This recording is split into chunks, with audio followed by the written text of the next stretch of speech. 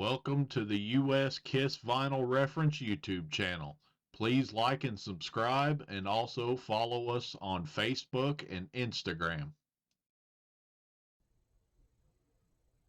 All right, welcome to another installment of the US Kiss Vinyl Reference.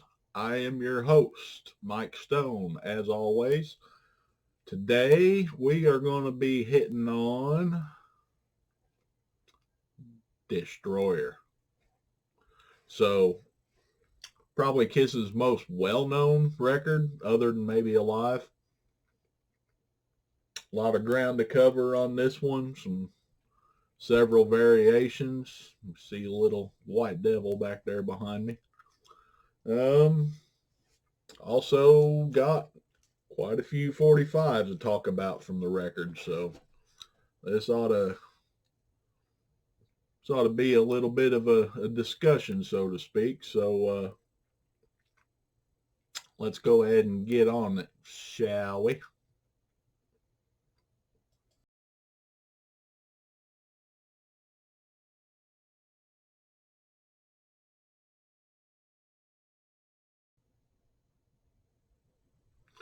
All right, let's get started on Destroyer.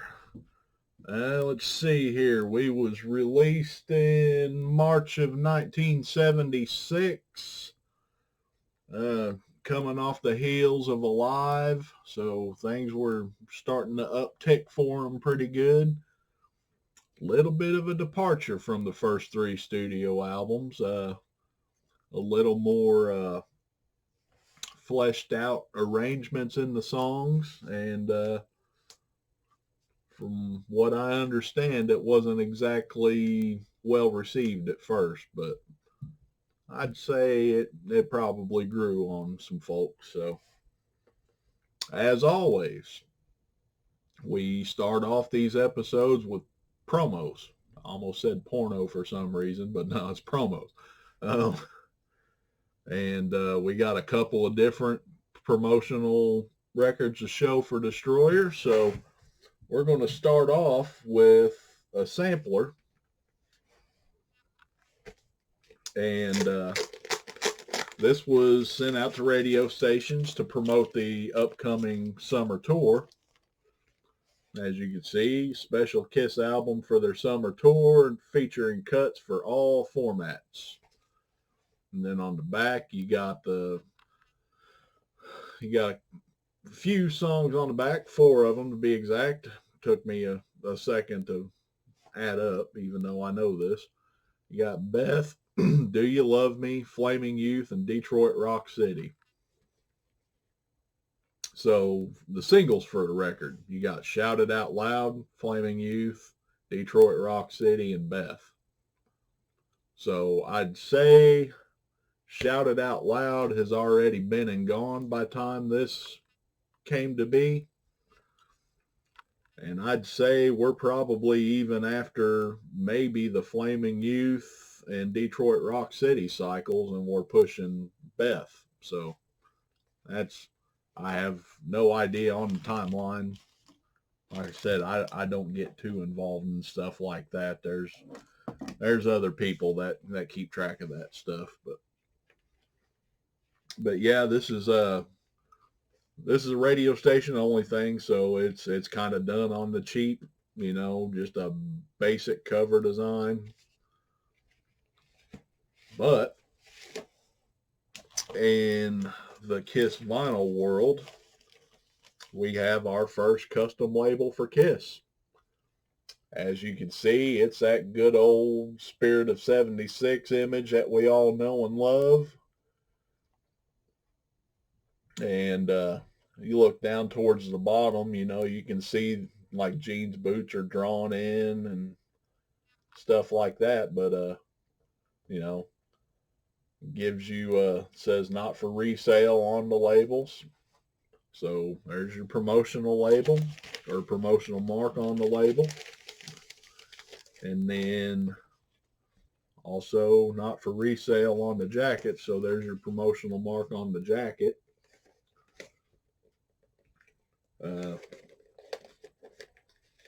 This copy came to me with a plain white inner sleeve, and I have no reason to believe that that's not original.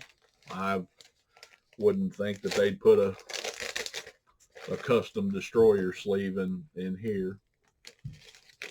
So there's the summer tour EP, as we call it. And mine's seen better days personally, but I bought this for $25 as is. It still plays. It's got a little bit of a warp to it. It plays just fine. So $25 for this a few years ago, I'm not complaining. Sure, I'd like to have a nicer copy, but I'm fine with this for what I paid for it. So there's the summer tour EP. And now we're getting to the proper album.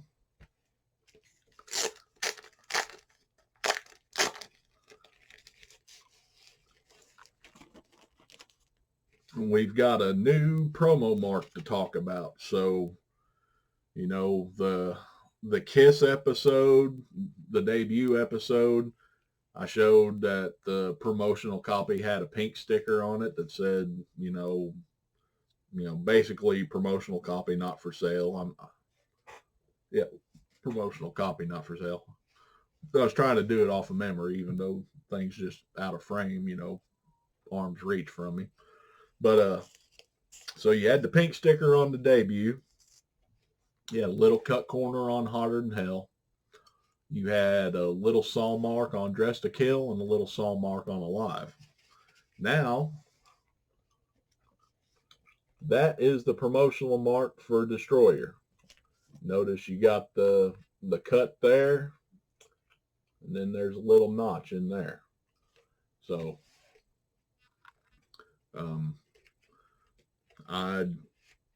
that's just probably a tool that does that all in one shot. Just a tool that's kind of shaped like that, and they just stick it in there. But this, you'll see this on Destroyer, some promotional copies of Rock and Roll Over and Love Gun. And just because you see this mark on a jacket does not mean it's a promotional copy, especially if an album exists with promotional labels. If this mark is on the jacket and it's just got a plain label on the record, you can't really call it a promotional copy. If it exists with regular or with promotional labels. So, like, if there was a blue label copy of Destroyer in here that had no promotional text on the label, but it had this cut on the jacket, from a collector's standpoint, it's not a promotional copy. It very well could have been given out for free, which is the basic definition of a promotional copy, but provenance is almost impossible to prove on that. So, my dad's brother's best friend worked at a radio station and this copy came from him. Well, okay, it's a cool story and all, but you're not paying for the story, so to speak. So that's my view on promotional copies. I mean, these things are obviously pretty near and dear to me. I've gone out of my way to seek out all the promotional copy variations that I can find. But I mean, you gotta be able to draw a line somewhere. Because I mean, if this just had a stock copy blue label in it, I mean, hell, anybody can whack the corner and say, "Hey, I got a promotional copy of Destroyer." Well, no, you don't. So, but enough of my rant about that. As I said, the jacket has that. We call it either a notched cut or a double notch, diamond cut, whatever you want to call it. It's a good idea if the inner sleeve also has that. Speaking of inner sleeves, we'll talk a little later. Some of these destroyer inner sleeves open from the top, some of them open from the side. I'll try to point that out as we go along. My promotional copy happens to open from the top. That's how this one came to me. So I have seen some people say that their promotional copies open from the side. So if that's something you're wanting to chase down, you know, yeah, I guess it could be correct either way. So now on to the label.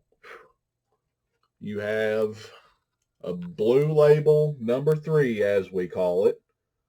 So if you remember, I'll stick this back up here. Well, there's an image up here. If you remember beforehand, we had a blue label number 1, which had a Warner Brothers mention on the rim text at the bottom.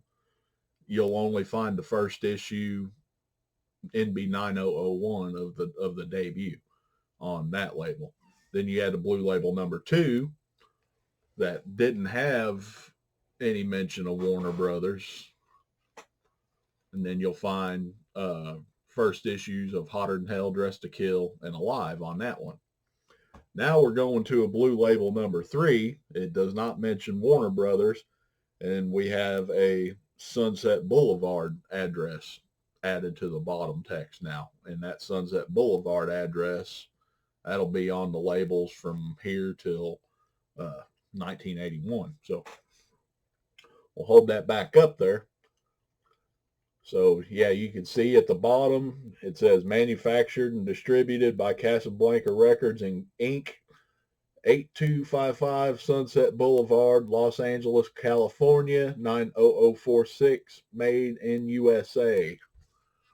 And then also, if you get right up into those trees, you'll see that it says promotion, not for sale.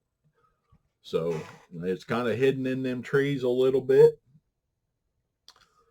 Every promo copy I've seen has silver text for Destroyer. So that's another thing to keep in mind. Well, any of the blue label promotional copies, you know, Hotter Than Hell, Dressed to Kill, Alive, and Destroyer, they've all had silver text. I haven't seen a black text promo for any of them.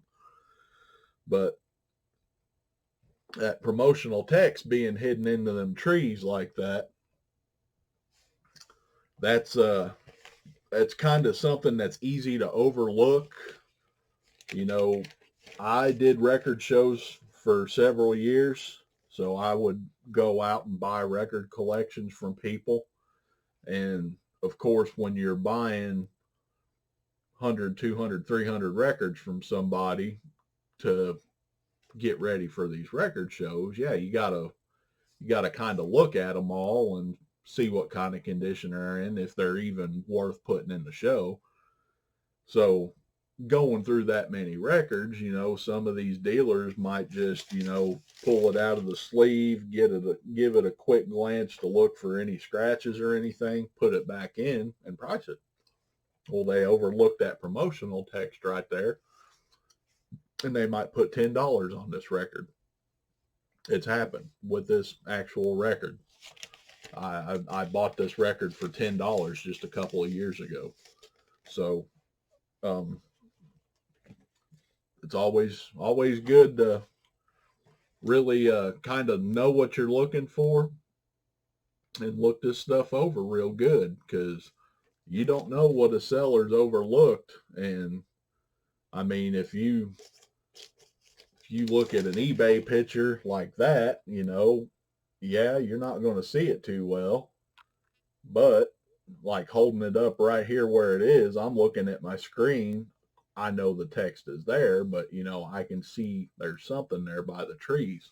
So just kind of be out on the lookout for that, and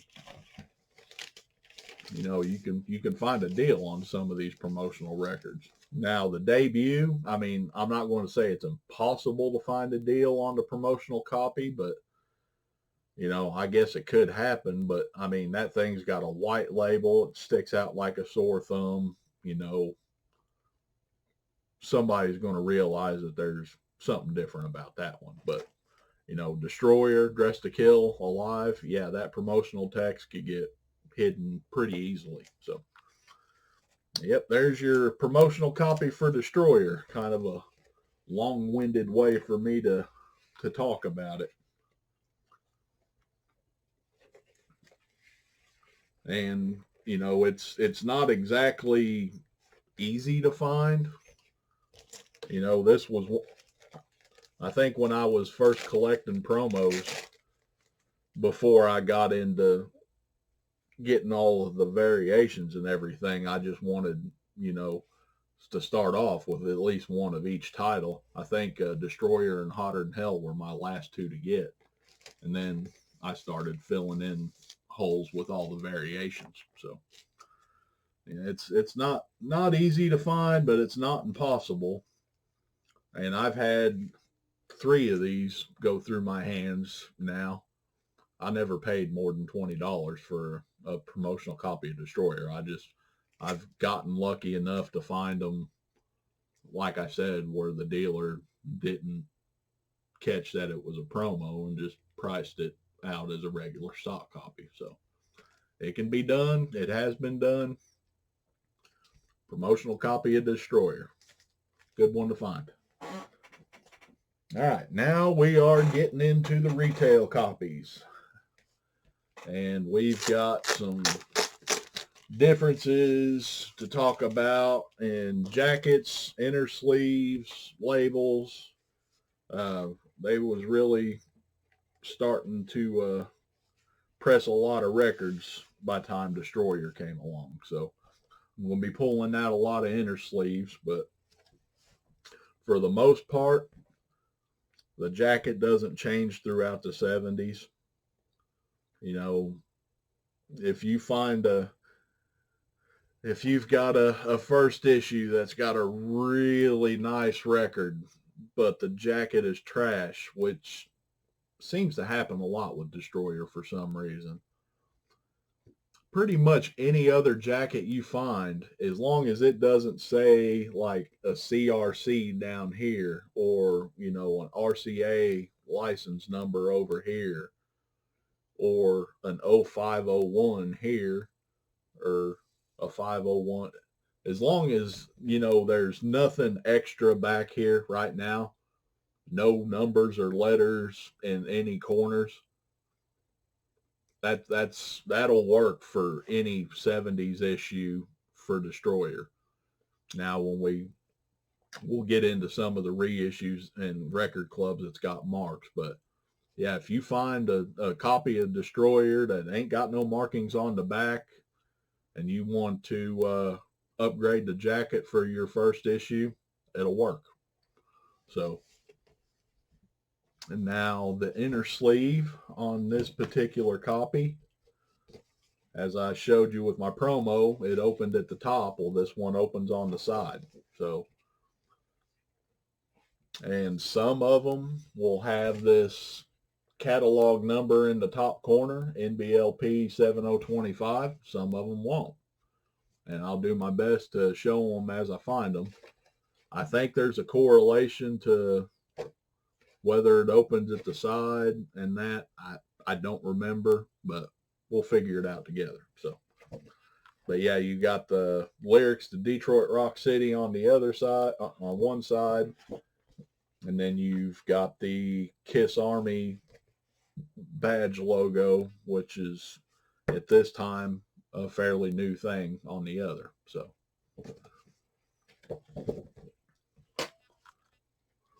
and I can tell you that this inner sleeve and this jacket didn't come together, because you can see there's a pretty good crease going up this corner, and this inner sleeve does not have a crease that matches that. So it is what it is.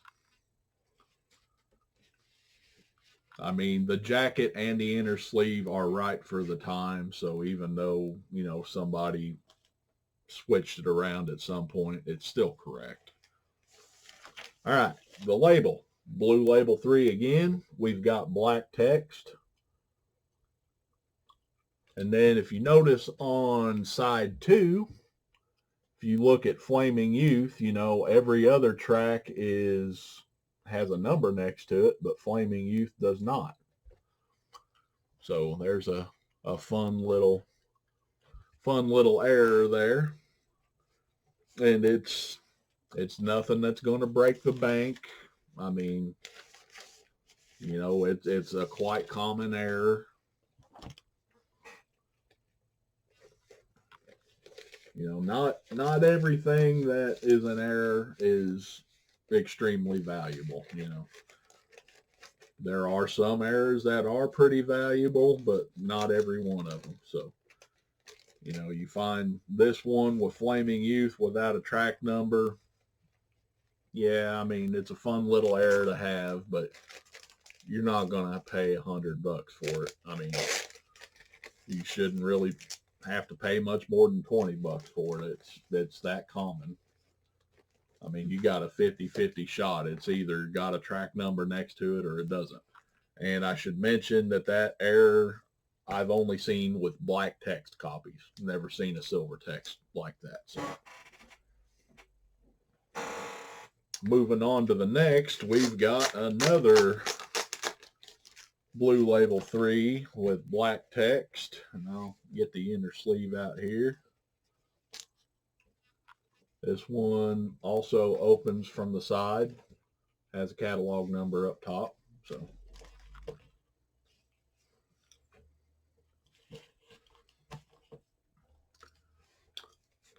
and now for the label, let me get it oriented right, even though I'm going to put an image up over it. Now look at Flaming Youth. So it's got the track number next to it. So, both of these are common. If you want to go out and try to find both, just be patient. Look on eBay, look in stores, you'll find them.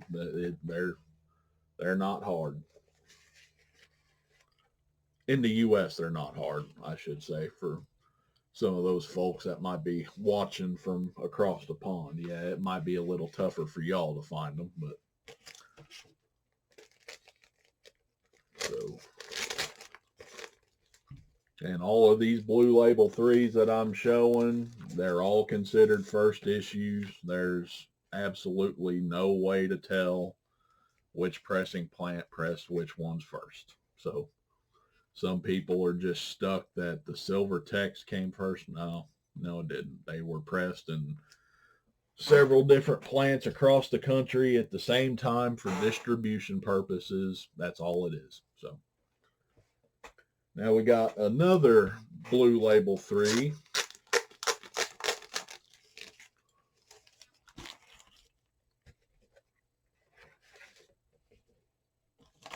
And this one comes with a side opening inner sleeve. And figured I'd point out, see, that one doesn't have the catalog number up at the top. So and it looks like I need to hit the bottom side with a little bit of glue. It came undone on me. Excuse me. Yes, I hold my nose when I sneeze. I don't know why. I always have. So this Blue Label 3 has silver text on it, just like the promo, except it does not have the promo text at the top. Excuse me again.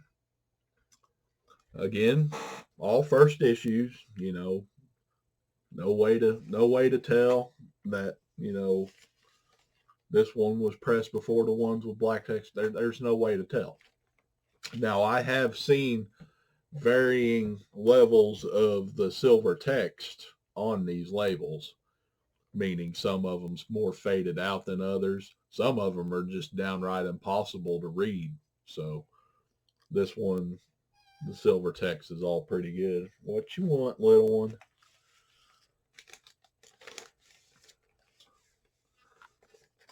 All right, before we go any further, I'm going to pause this and let my little white guy out. So I'll be right back. All right, we're back. Had to let the little cat out. He loves being outside. So, and just to keep conversation going while I'm putting this up. I mentioned, I believe it was during the Alive episode, I had two cats, a young one and an old one. The old one stayed here at my feet. Well, unfortunately, at the time I'm filming this, he passed away earlier this week. So I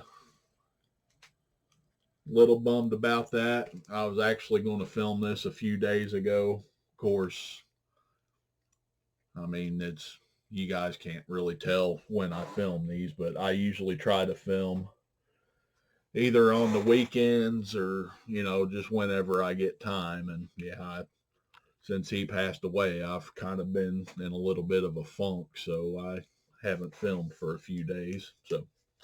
But enough about my sad story. I'll put up a little tribute to him here at the end, and it is what it is, part of it. Okay, so now we went through the first issues. Now we're going to start with a mid 76 to mid 77 reissue. And as you can see, jacket has not changed. There's no special marks on it or nothing. Inner sleeve, we've got the catalog number. Opens up at the top. Sorry for flipping the bird there. Wasn't intentional. And the label. We now have what's been called a camel label. And I'm going to point out that this one has Roman numerals for the sides, so side I and side II with the title and the logo above. So when I point something out like that, you could probably guess that there's a variation coming. But this is a pretty common label to find Destroyer on. Right about this time, they've started. Well, they've repressed and repressed and repressed the back catalog whenever the label changes. Just to keep catalog in stores. So they release Destroyer. They throw out the back catalog to go with it, just to kind of boost sales of the flat back catalog a little bit. So, all right, we've got another camel label.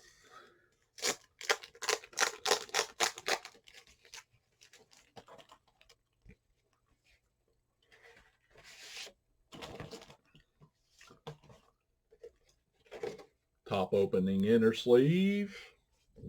It's got the catalog number at the top. And on the label, we have sides 1 and 2. And I mean, there's other little differences like the text and the logo and everything. But as I've pretty much preached at this point, the less that you use to describe a variation, the better. So this is sides 1 and 2. The other one is Roman numerals. That's how I describe them. It's easy. It's to the point. You start throwing in a bunch of different descriptions, you kind of start losing people. Because, I mean, some of this stuff is a lot to take in if you're just getting into collecting variations.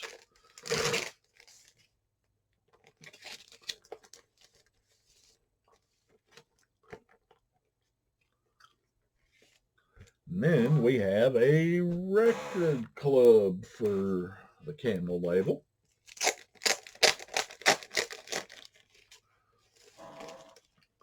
So on the back, you can see a thin printed CRC up above the Casablanca logo there. And then for bonus points, and not all will be like this, the inner sleeve. You See the little white CRC printed below the Casablanca logo there. Not all will have that. And then the camel label. If you look on the left-hand side of the label, you can see that there is a printed CRC on the label. Not all will have that. Fun fact, in the 70s, for the 70s albums, I should say, when it comes to CRCs, Destroyer will be the only one that you can actually find with CRC printed on the label. So that's, if you're chasing down other 70s titles with CRC on the label, you're not going to find them. Destroyer, you got a CRC Camel label, and you got a CRC Filmworks label, which I'll show here in a bit. Not all of your record club copies are going to have that printed on the label. So if you get a CRC copy in and your label doesn't say that it's a CRC copy, it's still correct. So yeah, this CRC Camel label is not exactly easy to find. And then that CRC inner sleeve, that's a fairly new discovery. And from what I've seen, it's not the easiest to find either. So,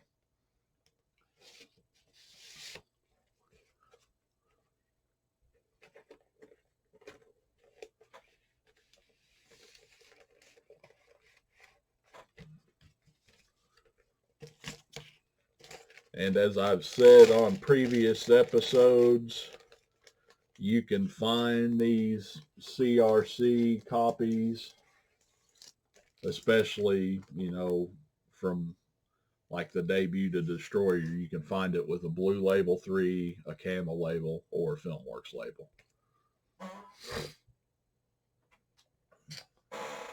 All right, now we're going on to the next reissue label, which is a Filmworks label.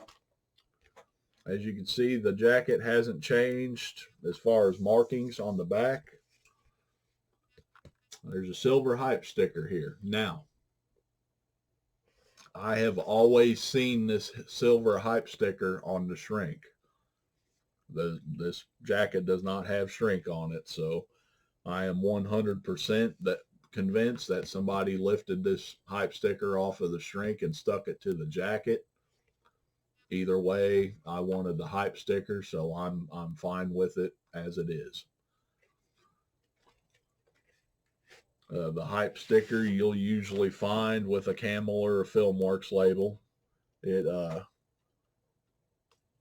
says that it is certified platinum on the hype sticker. Well, it didn't get a platinum certification till 77, so timeline doesn't fit for it to be on a blue label. So, all right, we've got a top opening inner sleeve. It's got the catalog number up at the top, and now we've got a Filmworks 1 label. And again, I'm going to point out that we've got Roman numerals for the sides. So it'd be side I and side II.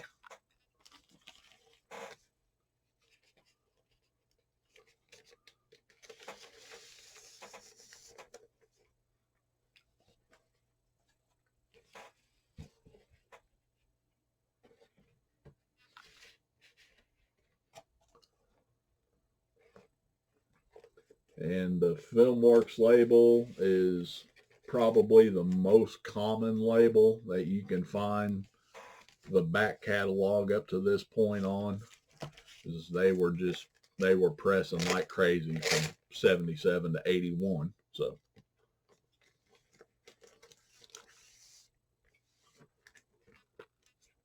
yeah, like I said, most of the time I've always seen that hype sticker on the shrink, so I don't think that it came from the factory with the hype sticker straight on the jacket. All right, next Filmworks variation, and we have a jacket variation as well. So now You see there's a 501 there in that upper corner. So that's a printing plant number for the jacket. So those started happening around 79-ish. And then you couple that printing plant number with a FilmWorks 1 label. It does not have a plant number on the label. So FilmWorks 1 ran from 77 to 81. That jacket was at least 1979. So you're looking at 79 to 81 here. It's just a little gap filler. They had an order to press up some copies of Destroyer around that time period, and they printed them up. Just so happened to have that 501 on the jacket. So there's your variation. And then the label is the FilmWorks 1 label, and it is side 1 and 2. So there's a variation on the label too. I don't remember if I pulled the inner sleeve out of this one or not. In case I didn't, it's top opening. Got the catalog number up at the top.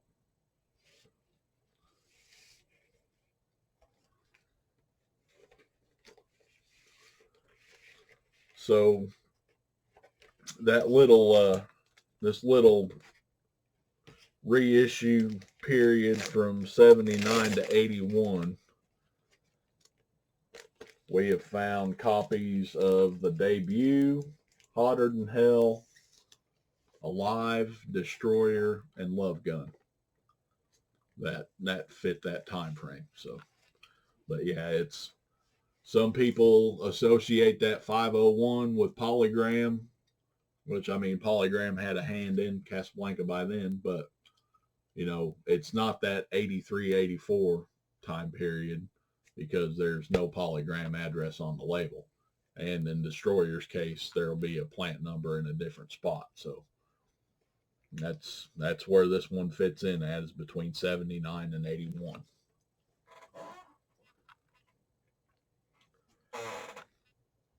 Now we're getting to record clubs for the FilmWorks label. So this one has, if you remember before, there was a little printed CRC up here. That one's got a CRC sticker on the jacket.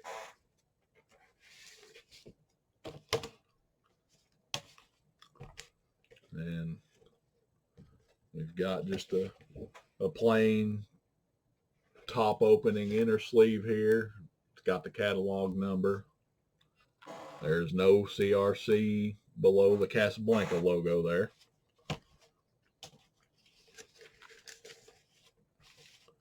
And we have just a regular FilmWorks label. There's no CRC printed on that label. So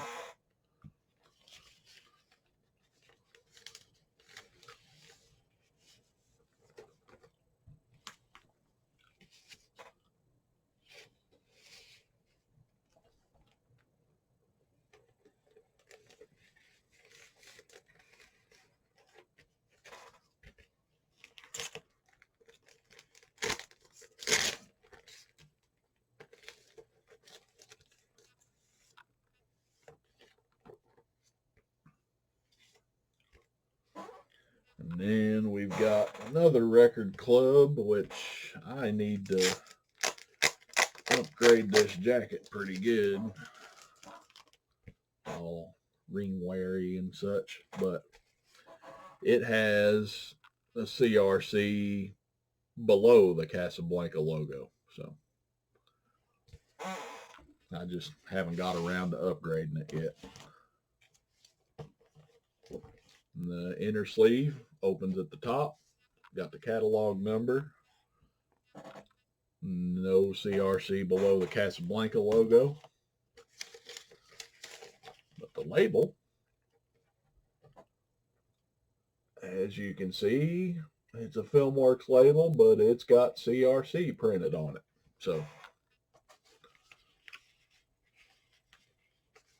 That is the only two CRC labels you will see on a makeup era Kiss record, and they're both Destroyer. Yeah, one day I'll get around to upgrading that jacket. That's a little rough for my taste, but I was needing that particular variation.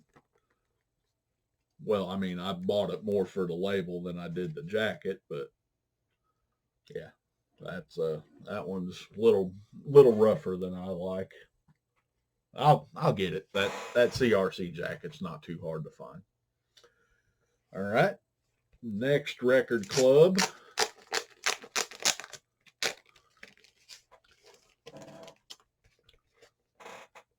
Now you'll see manufactured by RCA Music Service, Indianapolis, Indiana, under license. And then it gives a license number. So now we're into the RCA record club. Top opening inner sleeve. Catalog number.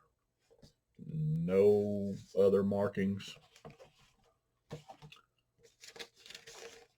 It's on a Filmworks label. You can see at the top, it also mentions RCA, and you have the license number over on the right-hand side of the label. So RCA was a lot better about marking their stuff. Well, I say a lot better. They mark their stuff. So if you find a RCA jacket and it doesn't say nothing on the label about it being an RCA record club issue, you got Frankenstein. So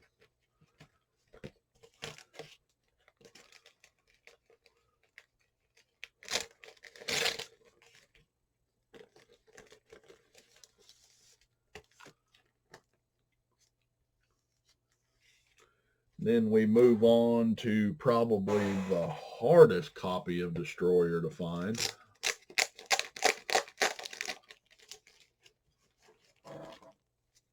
It is also an RCA.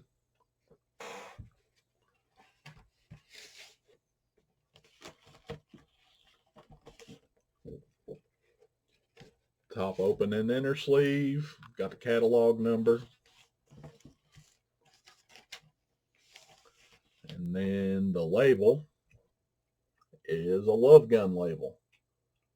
And I'll leave that up there for a second so you can see it's got the Destroyer track listing.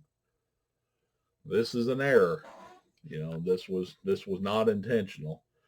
And the reason I believe that it's not intentional, I'll throw the image back up right here, is that if you look, the text about it being manufactured by RCA actually goes through the image of the band. So it was not intended to be printed on this label, because even on RCA copies of Love Gun, that RCA manufactured text is actually moved over to the left-hand side of the label. They made space for it. So yeah, you have the debut, you have Destroyer, and then you have Love Gun like this from RCA in the US. Love Gun was the only one that was intended to be like that. So, and I will throw images up of all three of them to show. So we've got the debut, we've got Destroyer, and then we've got Love Gun. So there, you can kind of see the differences. Very hard to find. This one in the debut, I will absolutely say this is the hardest copy, US copy of Destroyer to find. So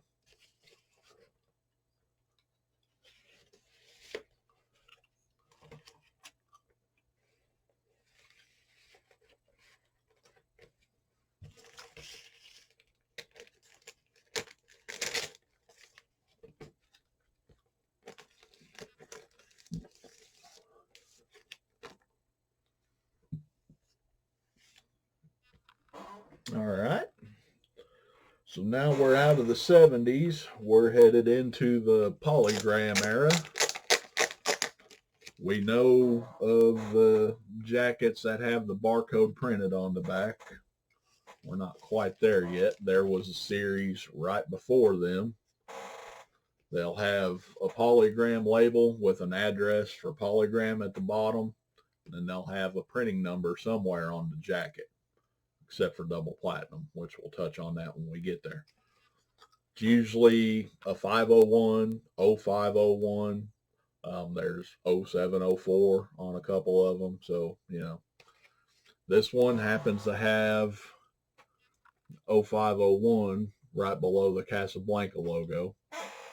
It could have a UPC sticker somewhere on the back of the jacket. Most of them I've seen for Destroyer have them down here covering up that 0501. So they did these polygrams on the cheap. This whole 83, 84 Filmworks 2 series have all had this, all came to me with this Casablanca Filmworks inner sleeve. So they didn't reproduce the custom inner sleeves for the most part. And then when you get to the label, I'll hold that up there. Well, I hold it up, but I'm also putting it up on the screen. It says at the bottom, manufactured and marketed by Polygram Records Incorporated, 810 7th Avenue, New York, New York, 10019. And right there before manufactured, you see a 53. So that 53 is a pressing plant number. It identifies where it was pressed. So you couple that polygram label with the printing plant on the back of the jacket,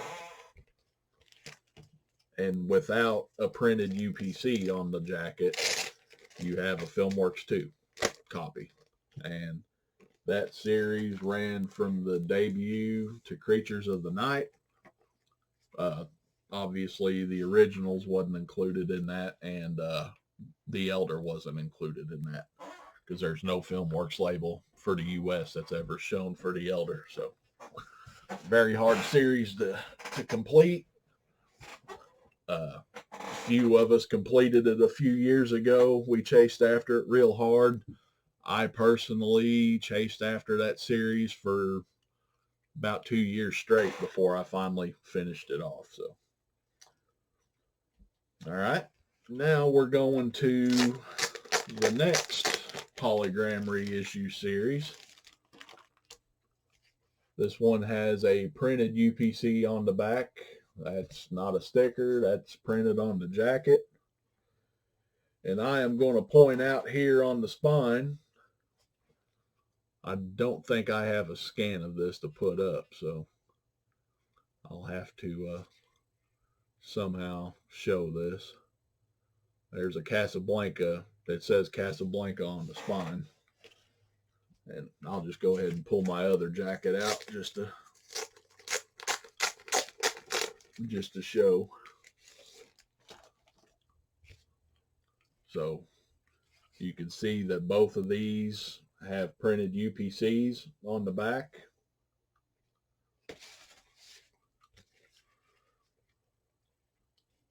And then when I show the spines, only one of them has Casablanca on the spine right there. I know it's blurry. I'm sorry. Oh, it grabbed it for a second, but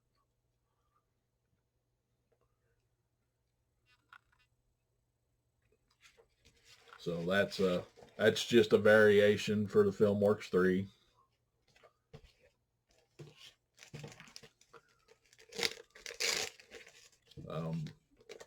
These two will have the same labels,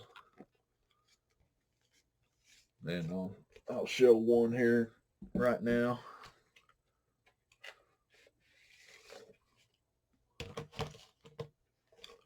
And basically the same label as the Filmworks 2 that I just showed you. So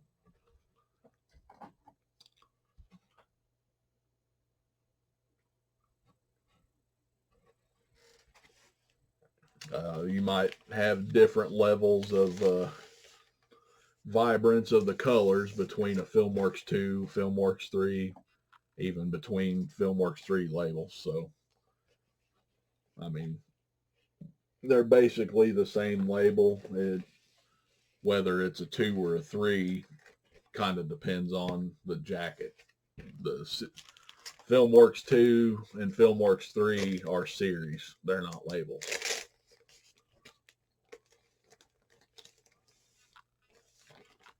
All right, so there's the different Filmworks 3 variations. And like I said, it's the same jacket. You just have Casablanca on one of them on the spine and the other one doesn't. So it's kind of hard to see that in auction pictures.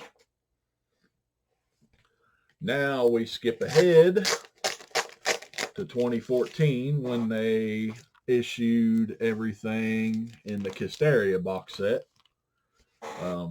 I've said in several episodes, some titles you could find in the stores or the Kisteria set. Some were just exclusive to the Kisteria set. This could be found in the stores.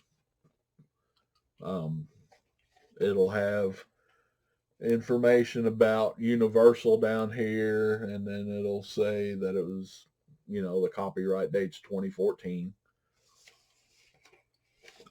Got the custom inner sleeve back, and this time it's printed and folded like a normal inner sleeve, and it's on paper too. And then the vinyl was repressed on a blue label. So blue label 4, we call that.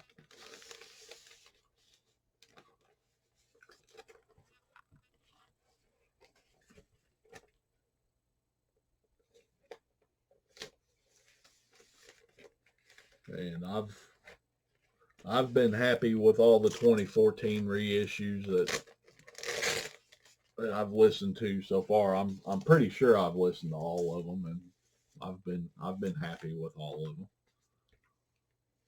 So there's your 2014 reissue. Then in 2018, we got another reissue, which is kind of an odd year because, if you just do math, Destroyer was released in 76. 2018 would have been, 42 years. We got another reissue. Basically the same jacket. There is a UPC sticker here that was on the shrink wrap covering the barcode. Otherwise, it's just a 2014 jacket. I don't keep shrink wrap, so I lifted that sticker off of the shrink wrap and I placed it over the barcode where it was. We've got the same inner sleeve as the 2014.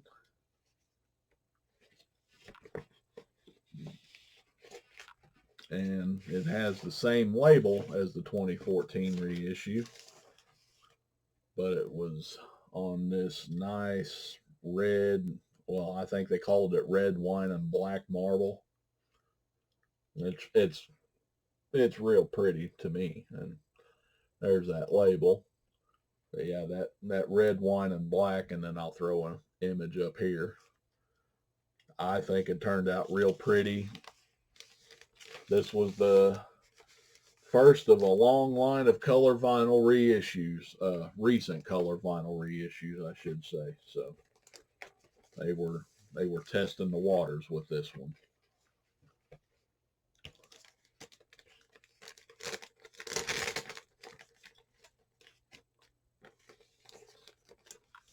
Not so easy to find nowadays, but this was the start of something here. So you can find one, it's kind of worth having. I think it's one of the better looking color vinyl reissues that we've gotten for the catalog. Sorry for playing with my light so much. All right, speaking of reissues, I'll set that one aside for a second.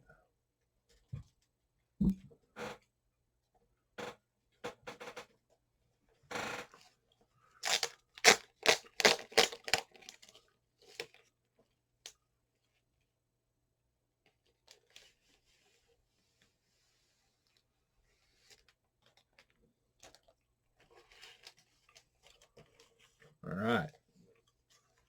So 45th anniversary. We've got a double LP. Well, mainly we got a box set reissue of Destroyer. A deluxe. It has, demos, live stuff, all kinds of stuff. But, this here ain't vinyl, so we're not talking about that. But they did give us a little teaser of the box set on vinyl. It's a 2 LP set with a gatefold. And then it came with a smaller version of the booklet that came with the box set.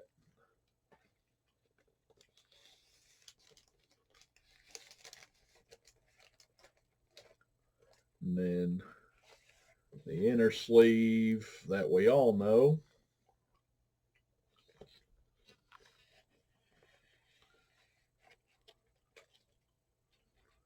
Coupled with the inner sleeve for disc 2, that's pretty new.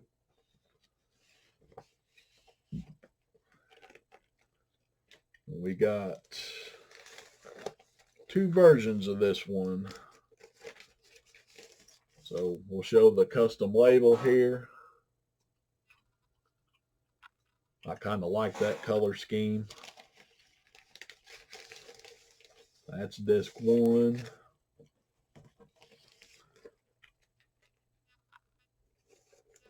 And there's a lot of stuff for me to cram back into this jacket, so bear with me. Then on disc 2, we got a different custom label. Just kind of looks like a tape reel. And the 2 versions that I mentioned, we've got black vinyl, and then there was a colored vinyl version, which I'll show here in a minute. But this black vinyl you could buy from Kiss Online, several different online retailers, actually, or you could even buy it in stores. And as a little bit of a promotion in the stores, when you bought either that deluxe box set or you bought the black vinyl version in the store, some stores gave you a slip mat, and or I've got this one folded up because that's how they handed it to me. I wish they didn't. But little Destroyer 45th lithograph, which I also have a pristine one right there over my shoulder. So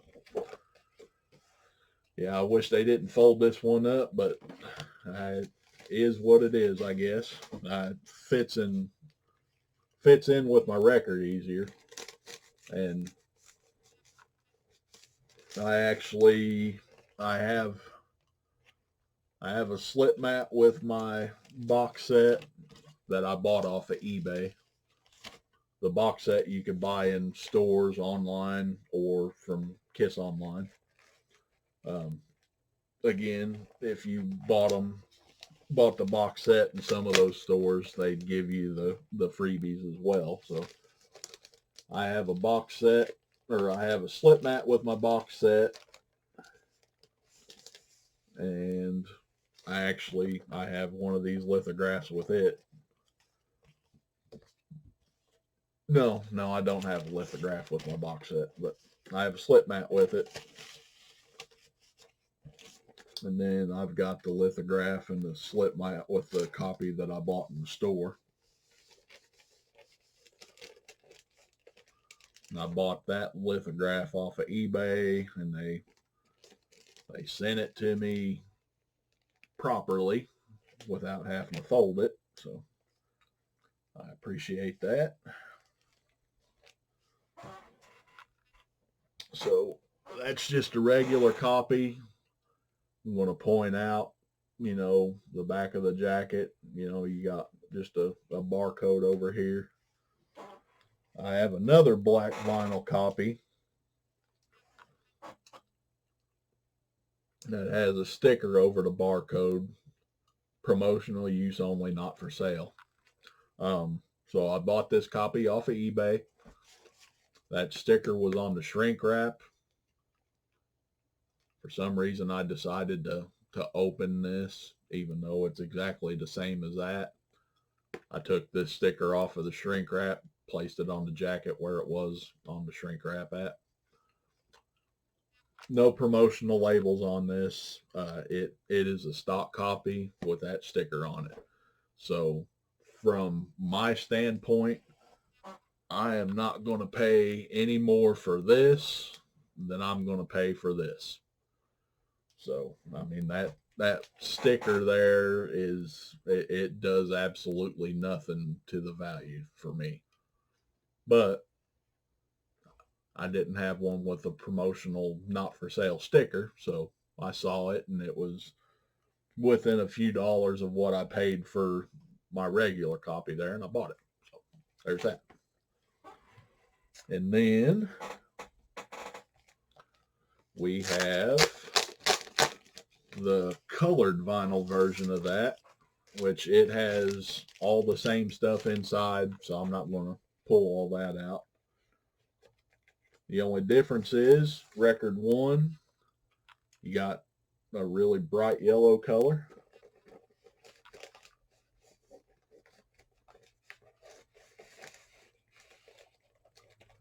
And record 2, you got a bright red color. So this, I'm pretty sure, was only available on Kiss Online, if I remember right. I don't think, pretty sure online retailers and physical stores didn't get the colored vinyl copy.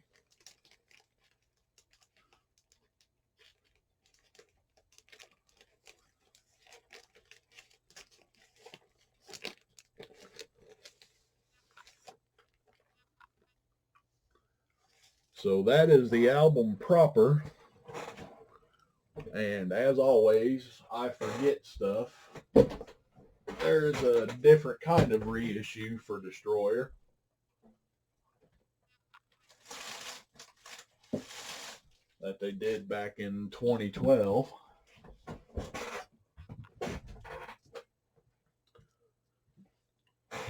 They did a remix of the audio and then a slightly different color.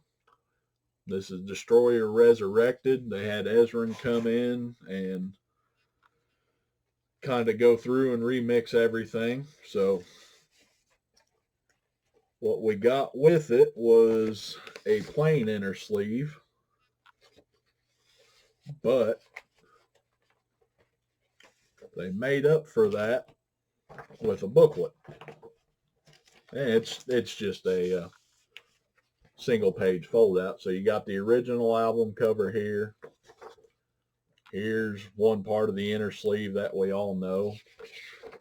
And then you open it up, and there's a little bit of notes from Ezrin.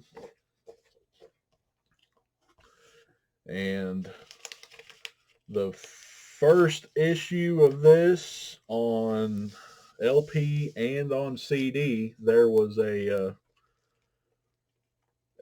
manufacturing error that resulted in a little glitch before Flaming Youth, or at the very start of Flaming Youth, I should say.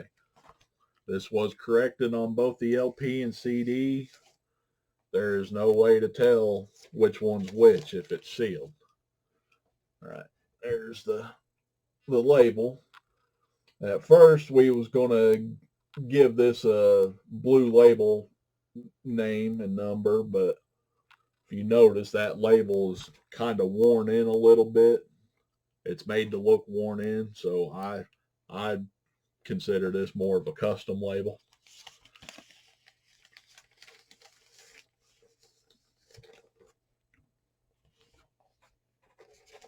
Yeah, I bought this one. I heard the glitch, and then I read somewhere that you could email them and tell them your copy is glitched, and they'll send you a corrected one. And there it is. So I have a glitched copy and a corrected copy. I have both of them open, so I do know for a fact that I have one of each. There is a difference in the run out.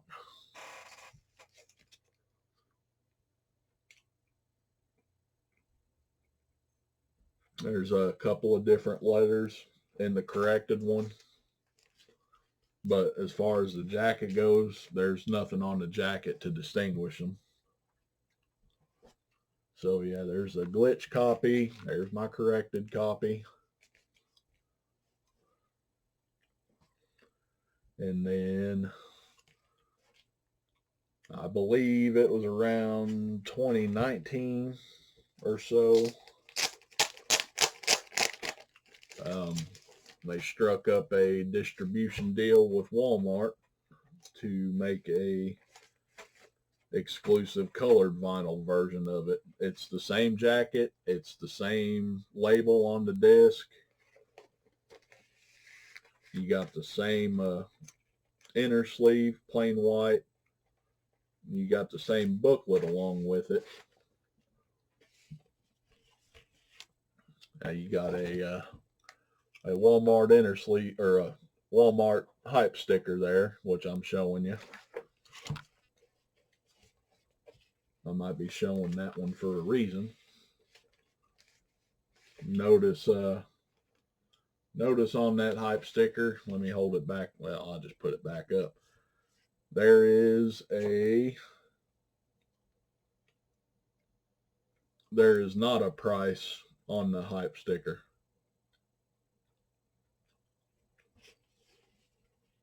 And now I'll throw up another one that shows the price on the hype sticker. So there's your variations of that orange vinyl. And while I'm putting this back, I'll go ahead and throw up an image of the orange vinyl. So, yep, we got two different Walmart copies. Everything's the same except for the hype sticker. So, all right, so there is everything I have for the LP. I told you this one was going to run a little long, so now we're going to get into the 45s. There were four single releases from Destroy Your Head: Shout It Out Loud, Flaming Youth, Detroit Rock City, and Beth.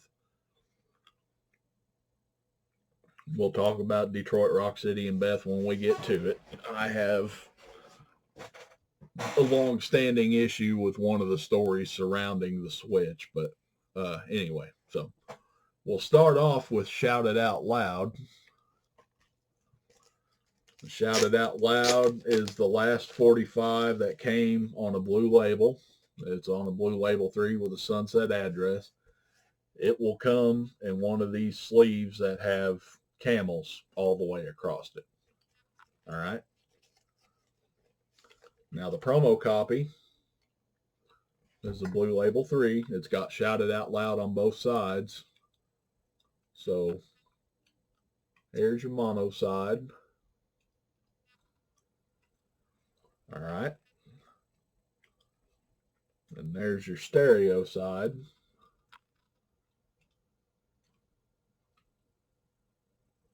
And just kind of keep that label's image in your mind a little bit. I will point out that the running time is 2 minutes and 38 seconds. So that's a little thing to watch for there.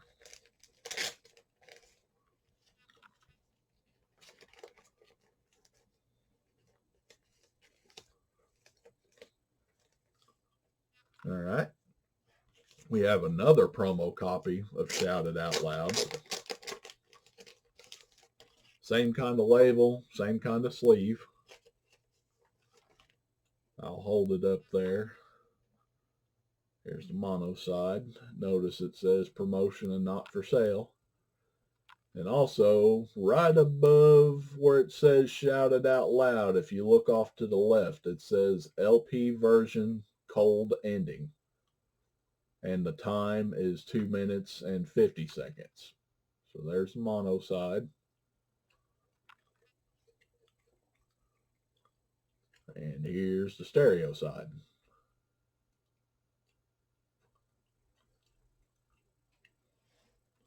This single here is rare as hell. This promo 45 here, the cold ending. This is the LP version, so it's the same version that you hear on the album. The other promo is a single mix. It's got a few seconds chopped off, but I only know of a few of us that have this cold ending promo, and it is rare as can be. So that's definitely something to kind of look out for there. All right, now we get to the first issue of the single. It's on that camel sleeve, blue label 3. All right, there's the A side, Shout It Out Loud. And there's the B side, Sweet Pain.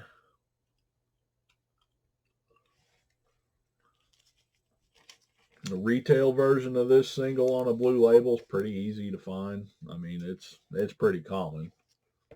You can probably find 6, 7, 8 of them on eBay at any given point.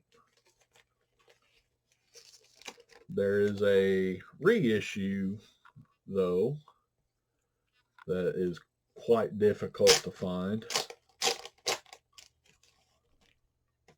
This has a Filmworks sleeve. Notice that it starts off with camels and it works its way into film cameras, and it also says Casablanca Record and Filmworks, whereas the other one just says Casablanca. So keep that in mind.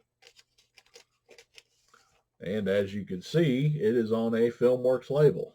So there's Shout It Out Loud. And then we've got Sweet Pain. This label is not easy to find. I only recently found it. From the time I filmed this, I've found it within the last 6 months. So not easy to find at all.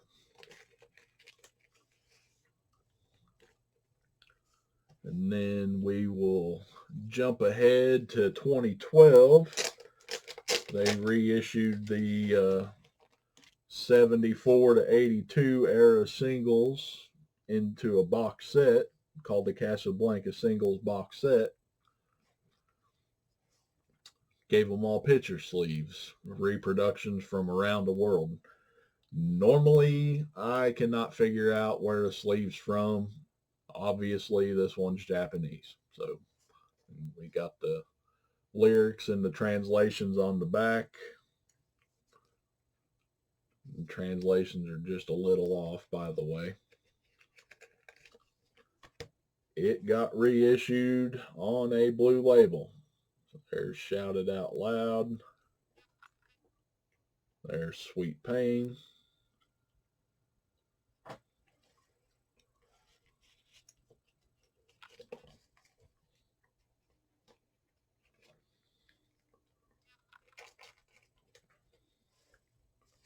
Very well done set, I think. If you can get your hands on a copy of the box set, CD or vinyl, it's worth it to me. So there's a 2012 reissue, and then they went and reissued it again.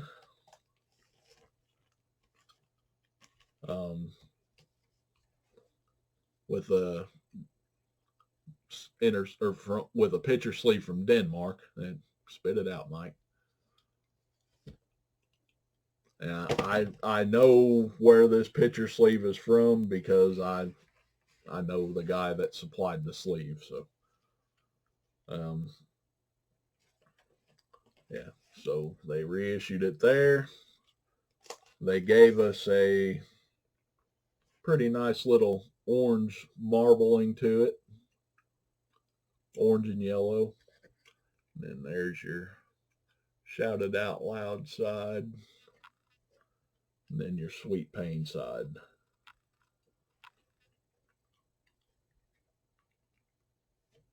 So far, this is the only single that they've reissued on colored vinyl.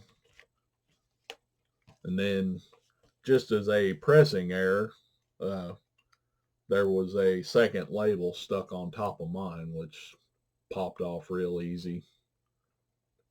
So I've got just a random label for no apparent reason. So yeah, gave us a colored vinyl reissue of Shout It Out Loud, Sweet Pain with a picture sleeve from Denmark.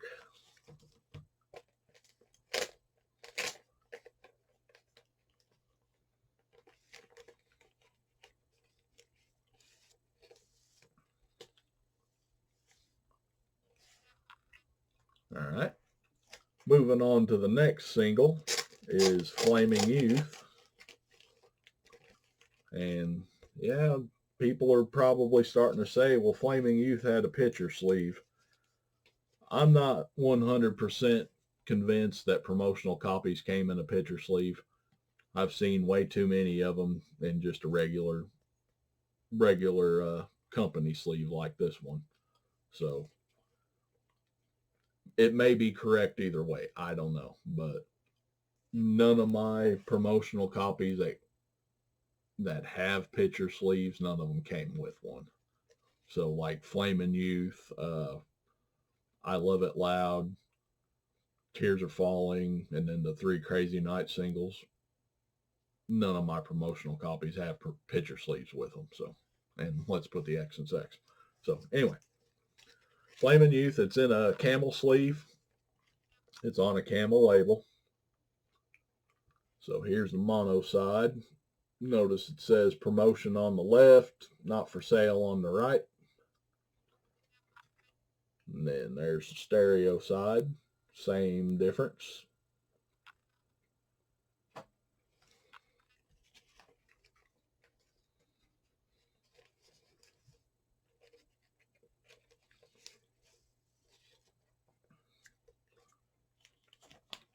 One of the tougher promotional copies for me to get a hold of from Destroyer. I mean, you know, Shout It Out Loud, the cold ending promo was obviously the toughest. But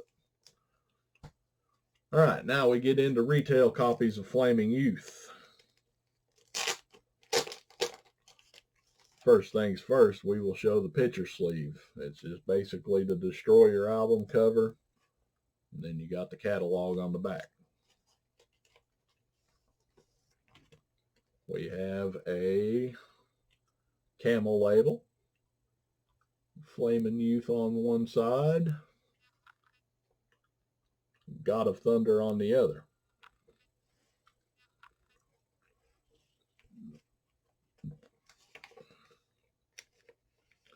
And I will point out that I call this large text, and I will have to put these up next to one another to show, because there's no way I can hold this one up, put it down, hold the next one up, and you'd be able to tell.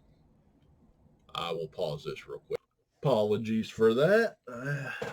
Got my desk and everything right above a heat vent, so when the heat kicks on, my picture gets a little wobbly.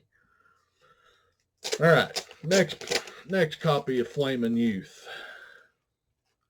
Same picture sleeve and everything. And there's your Flamin' Youth side and your God of Thunder side. So, like I said, you won't be able to tell which one is big and small that way, so I'll just put them both up right here. And now that they're next to each other, you can kind of see what I'm talking about. So there's a bit of a variation there. I consider it a variation. Other people's mileage may vary. All right. And then we've got a reissue. So we got the Filmworks inner sleeve out. And there's the Flamin' Youth side on the Filmworks label. If you kind of notice, there's a 19 off to the left-hand side. There's the God of Thunder side. So same difference. So we call this a Filmworks 1.5. So a Filmworks 1 won't have a pressing plant number on the label. Those ran from 77 to 81.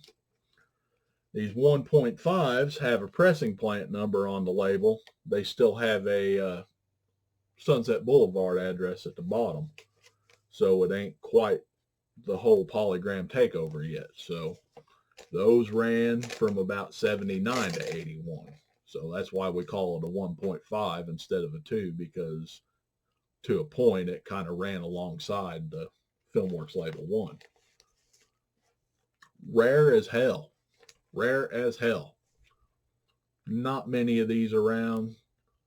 If you find one, grab it, because boy, it's not easy to find. Speaking of reissues, back to the singles box set. That's a U.S. reproduction sleeve there, no doubt about that. I know the guy that kind of helped get these sleeves and such together for the box set, and he slid one past Universal. He got Flamin' Youth reissued on a blue label. There's Flamin' Youth. There's God of Thunder. So this box set came out long before I got into 45s. So I started getting interested in 45s. I bought the box set first. And then once I started looking for vintage 45s, I kept looking and looking and looking for a blue label Flamin' Youth,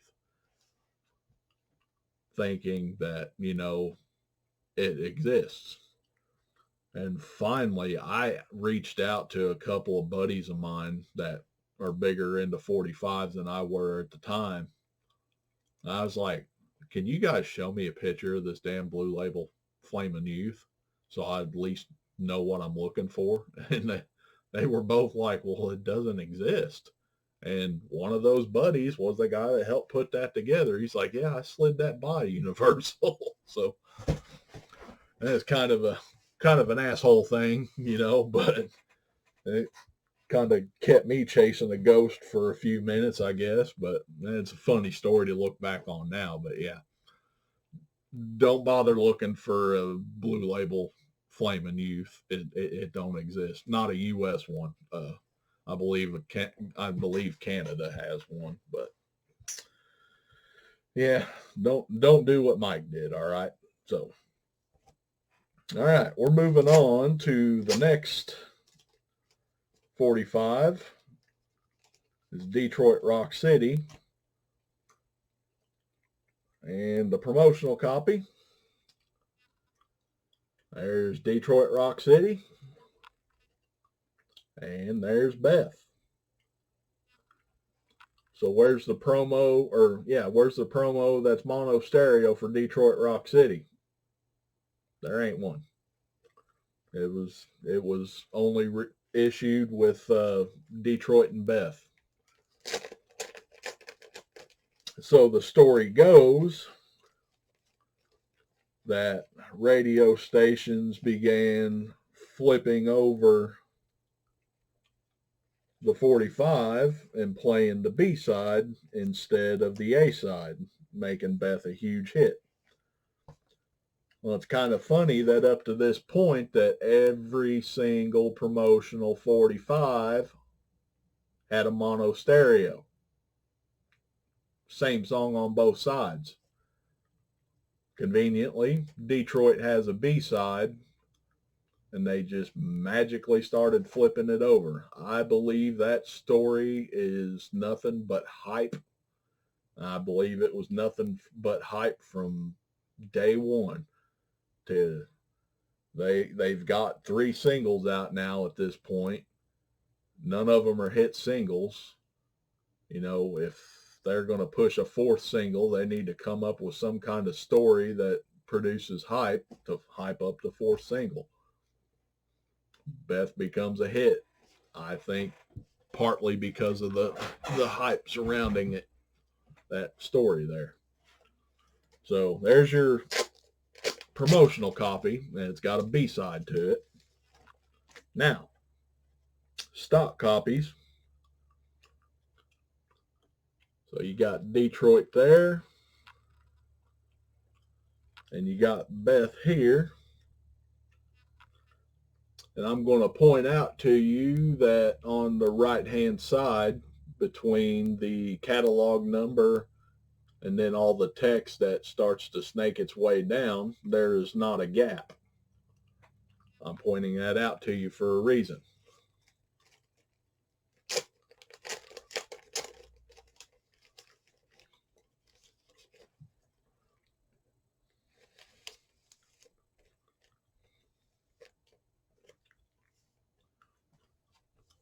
And the reason I'm pointing that out to you is now, if you look on the right-hand side, there is a gap between the catalog number and that text. There's the Detroit side, and there's the Beth side. So,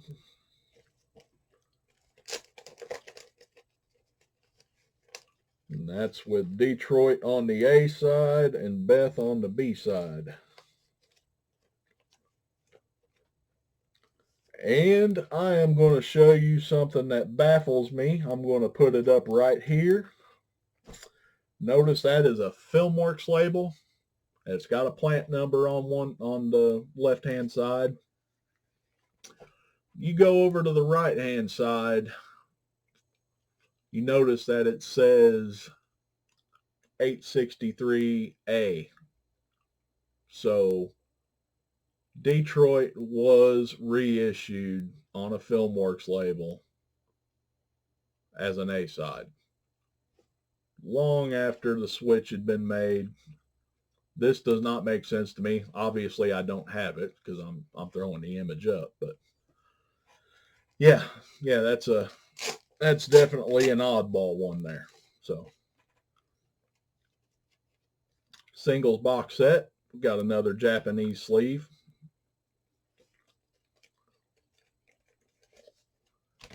And it was reissued on the camel label. So there's Detroit and Beth.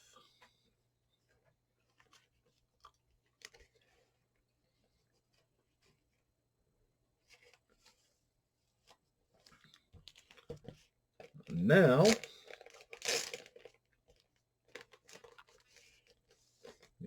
if the story is to be believed the way they told it, the switch happens. Now we got a promotional copy for Beth, and this came with a Kiss Army kit or the Destroyer press kit, one of the two. This is a mono stereo for Beth. So there's the mono.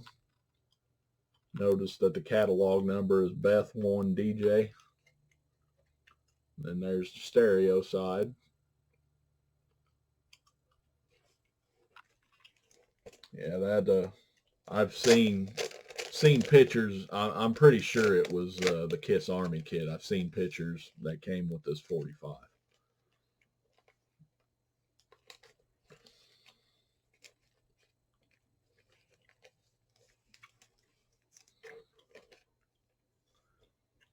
And then the first issue here on a camel label, or that's a promotional copy. There's the Beth side. Notice it is now the A side. And Detroit Rock City is now the B side for promotion only. So there are promotional copies of Detroit Rock City Beth, and there are promotional copies of Beth Detroit Rock City. So on Beth, I ought to add, notice the catalog number. It's NBX863.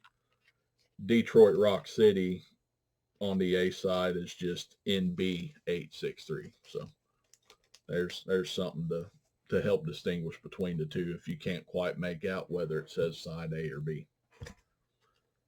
All right, first issue. Still in the camel sleeves, by the way. There's your camel label.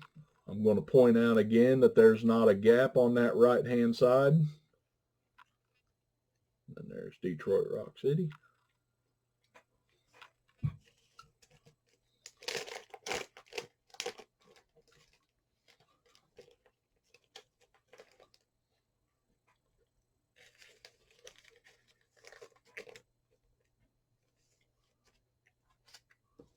And the next 45. Look at the right-hand side. You'll see a gap. There's Beth and Detroit Rock City.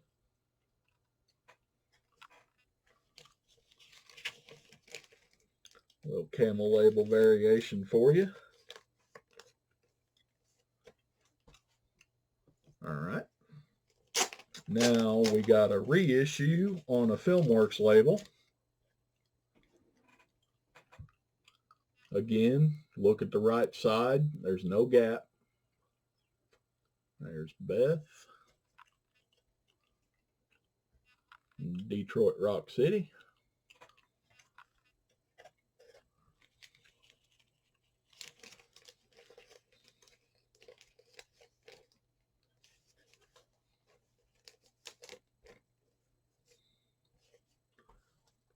Then another variation.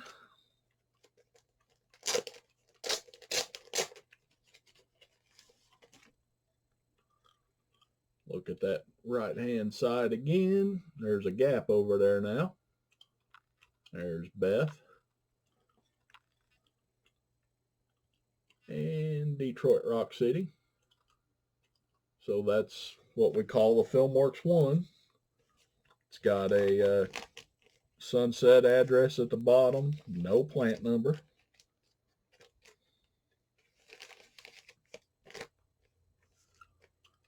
So now we have a FilmWorks 1.5. There's the Beth side. Notice the sunset address at the bottom. And then notice on the left, there's that plant number 72. So that makes this a 1.5. Then there's Detroit Rock City. All right.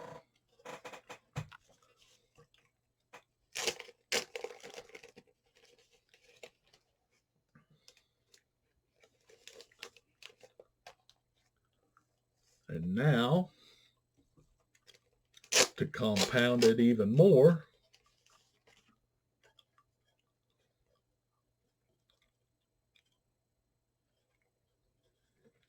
there's Beth. Note that it says it's got the 72 on the left. Note at the bottom that there is a polygram address now instead of Sunset Boulevard. So this is a FilmWorks label 2 from around 1983 to 1984. Detroit Rock City. I just learned of this variant a few months ago. We was talking about these 1.5 labels. I happen to have a spare copy of that Flaming Youth that's pretty hard to find. And somebody showed that, and I offered that Flaming Youth for that. We made the trade, so good. Now, going back to this one, the 1.5. I'm going to put these up side by side here. Note the one on the left. It says Detroit Rock City is on the B side. Note the one on the right. Detroit Rock City is the A side. So there's two different 45s. So there's one to look out for there. All right. Last one from Destroyer. Singles box set for Beth. I believe this is Germany. I believe, I could be wrong. Holland, Germany, Netherlands, something. I don't know. Like I said, my non-US stuff is kind of a weak spot for me. There's Beth on the A side. There's Detroit on the B side. So lots of fun to be had with the various incarnations of Detroit Rock City and Beth. So, all right, that does the Destroyer era. I thank you for hanging in there. I'm looking up at my counter here, and just a body of this is an hour and 35 minutes long. So, yeah, I stretched this one out a little bit, looks like. So, as always, thank you for hanging with me, and we'll catch you on the next one.